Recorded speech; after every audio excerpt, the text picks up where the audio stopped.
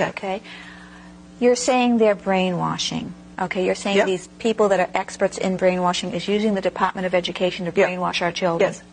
What are they after? Why are they doing it? Well, if you want to move a country from a free individualistic economy, which we have. Yes, or had. Or had, okay. To a planned economy, you have to do it through the schools. You have to dumb down and brainwash, change the attitudes and values. You have to completely, social engineering has to go on constantly. And many teachers know what I'm talking about. And people are going to say, well, when did this start? And who on earth ever did this? Why would a plan like that be allowed to be carried out? That's right. Well, then you have to go back to 1934, which I will do, and we have to go to the three-pronged fork, okay?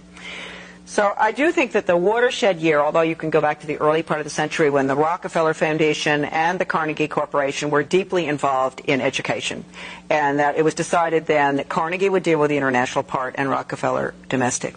They commissioned the American Historical Association to put together a study of the social studies, and they came up with lots of volumes, but I have one little volume, Conclusions and Recommendations for the Social Studies. And basically that little one is an original book. I wish I'd brought it with me.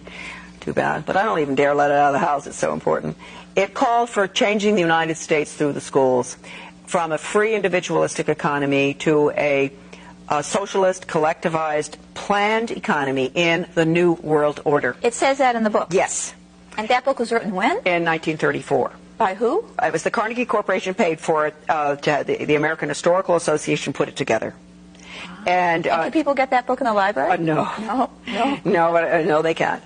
They were very instrumental in getting the Elementary and Secondary Education Act passed, which, as I said before, changed education from knowledge, content-based, academic, to performance-based behavior. And from that time on, because that was necessary for what we're looking at now with school to work agenda is the planned economy is performance-based. So they're training workers. They're training not thinkers, not leaders. Exactly.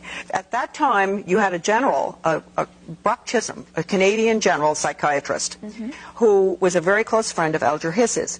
And he gave a speech in 1945 to the World Health Organization, which basically recommended getting rid of the conscience. Wow. Yes. And he said we would do it through the schools. We would retrain the teachers to be little psychiatrists. He said it is an international system they're looking at. They're going to change the behavior of the children. They're going to change the teachers' training. They're going to do everything. He told them everything. And they didn't believe him? No. They just, well, you know what goes on.